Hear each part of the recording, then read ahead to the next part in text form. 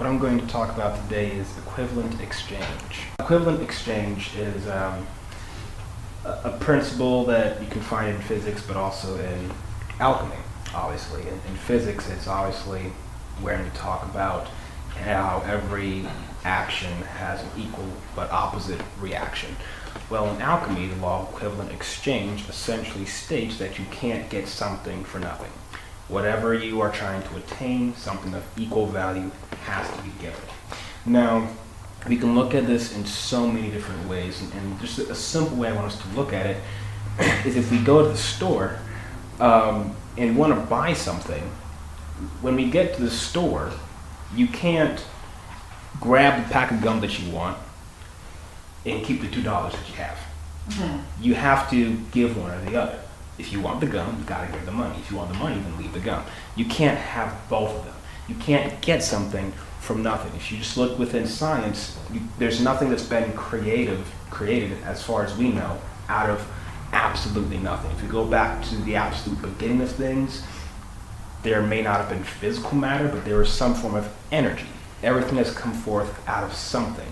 And this energy simply transforms in different ways and comes forth in different forms. But the point is that everything has a price, and in order to obtain something, you have to be able to give something in return. You cannot have something without actually giving something forth. Now, I want us to think about this in a few different ways. First off, this law obviously works for objects. Okay, so like with the shopping example, or if you want to take an actual alchemy example and you have, some piece of coal and you turn it into a piece of gold or whatever, well, the coal is now gold. Well, how did you get the gold? You had to give up the coal. You can't have the coal and the gold at the same time if you're going to be doing alchemy, right? Another thing that we could think about is on a very simple physical level, because we actually do this all the time. So for instance, some of us are into working out. Well, what we want is to build muscle and to get strong. Okay, well, what do you have to pay?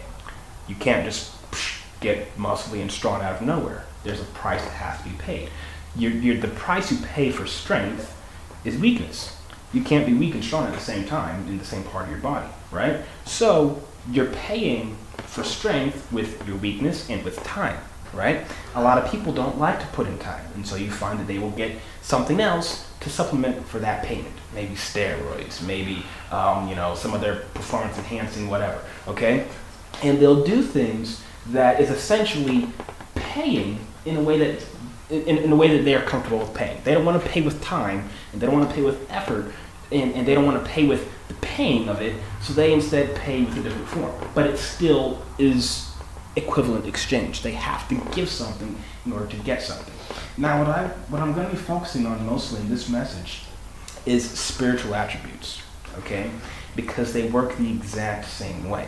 The spiritual attributes that we have and the spiritual attributes that we want work in the exact same way. So with a person that's working out, their physical attribute right now is maybe that they have skinny legs. They're weak, okay? So what do they want? They have a goal, and their goal is to have big, strong legs. Okay, well, now they have to think, what is the price I have to pay for big, strong legs?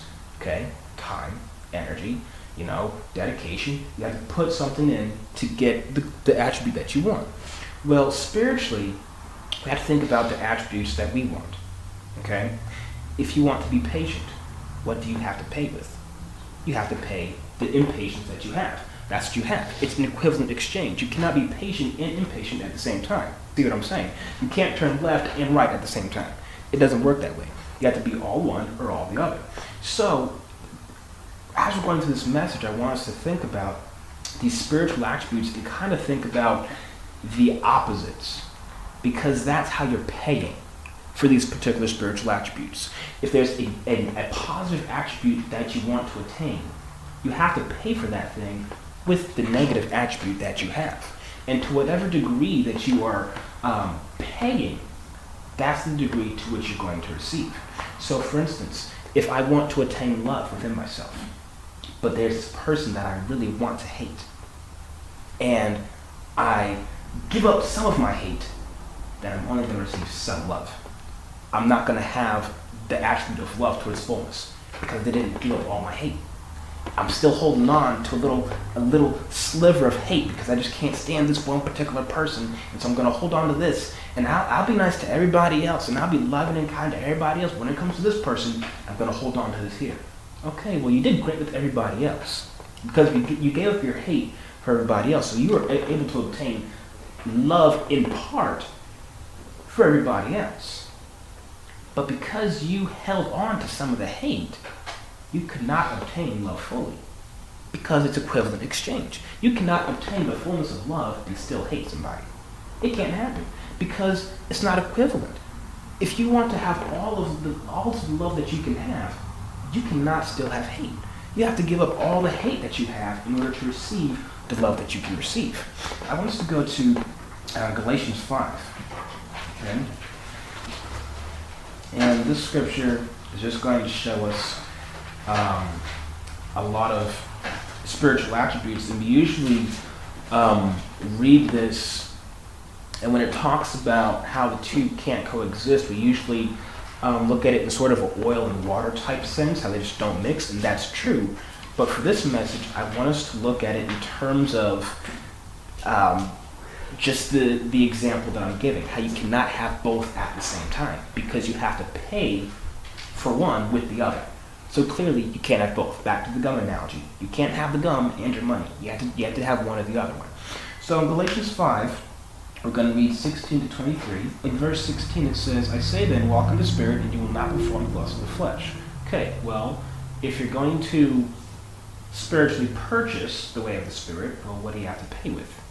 You got to pay the way of the flesh, because it's the exchange. You can't have the way of the Spirit and the way of the flesh at the exact same time.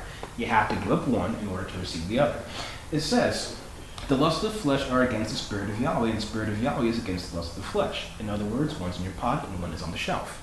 So if you want the way of the flesh, and you have the way of Yahweh, well, go with the way of Yahweh and you have the way of the flesh. That's what they got us to do in the garden, right? So we had one way.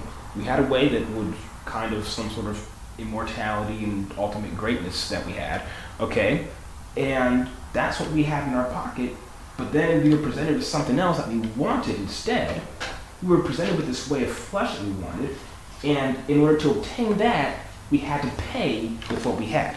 We had to pay with what Yahweh gave us to obtain this other thing that he told us not to touch.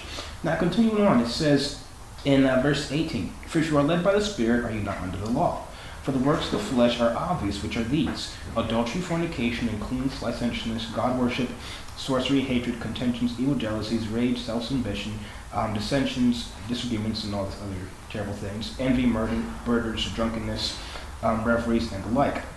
Now, in verse 22, it says, the fruit of the Spirit is love, joy, peace, long-suffering, kindness, righteousness, the faith, meekness, humility, temperance, self-control. Okay, these things are essentially, if you look at them piece by piece, essentially the opposites of the first half. So if you want the love, you have to pay with the hatred. You cannot keep the hatred in your pocket and take the love off the shelf. You can't do it. Now in the store, you might be able to steal physically in the physical store. But in the universal store, it doesn't work that way. You can't steal. You can't get away. Jonah tried it. He had the word of Yahweh. Yahweh told him to do this. Well, he said, okay, I'm going to have the word of Yahweh, but I'm not going to do what Yahweh says. It doesn't work that way. Because then you're introducing the opposites. So either give up the word of Yahweh, and then you've purchased the ability to not do what he says, or keep the word of Yahweh and do what he says. You can't do both. So he tried to steal, and he ended up in a very bad situation. Well, for us, we can't steal either. So if we're wanting the love, the joy, the peace, the long-suffering, the patience, the kindness, all these things, there's a price that has to be paid. And the thing is that each of us has some of these, we have all of these things in us, but to different degrees. None of us is completely licentious, if you will. Okay, none of us is completely joyful. None of us is completely envious. But if we want to come to the point where we are obtaining a higher degree of the positive attributes, then we have to sacrifice those negative ones. In Colossians it says, so I say to you, put off the old man and his passions and desires, the evil ones lurking in his members. Okay? And he tells you all these terrible things that are in the old man. He says, put that off. And he says, because you're going to get this. Well, what's happening? He tells you about this new man that you're going to get. Well, you're not going to get the new man if you still have the old man. Why not? Because you didn't pay. You didn't pay for the new man. The price for the new man is giving up the old man. That's what it is. It's an equivalent exchange. Because if you hold on to the old man, you simply can't get the new man. If you hold on to your $2 bill, you know they have those, you're not going to get the gum. That's just the way it is. You're just not going to get it. Now, if you want the gum, you got to pay the money. It's as simple as that. It's as simple as that. Now, I have another scripture in Matthew 6 and verse 24, which we are very familiar with as well, which in a sense kind of says the exact same thing. And once again, I want us to look at this more in the sense of this exchange, how you simply just can't have both things at the same time. Matthew 6, verse 24, it says, no one can be the slave of two owners, for either he will hate the one and love the other, or he'll be loyal to one and despise the other. You cannot be a servant to both Yahweh and riches. Okay, well, back to the initial point. I want us to look at this in the terms of you can't have both at the same time. Okay, whether or not they're opposed or whatever, that's not important at this point. The point is, you can't have something, or you can't have this and want that and get that over there and still have this. It doesn't work. There was a question a while back about certain entities and why they, always wanted you to give something to them in order for them to do something for you. Nothing's for free. Nothing is for free. Everything comes with a price. Everything has to be paid for. So, if you want the Spirit of Yahweh, you can't be serving the other thing. And if you want the other thing, if you want to be a slave to that, you can't still be a servant of Yahweh. Remember the prodigal son. He wanted to chase the world, but he couldn't do it in his father's house. So he had to give that thing up. He had to pay with that. He had to leave and then go chase that thing. He couldn't chase that thing in his father's house. It's not going to work that way. He can't have his father and have the world at the same time. That's not the way it works. If you want one, you have to pay with the other. Now here's the thing. Everything is obtainable, but not everything is affordable. Okay? And that's the thing that we have to pay attention to, because in the physical world there are people that end up living above their means, right? So meaning that they spend on things that, yes, they can obtain, but they cannot afford.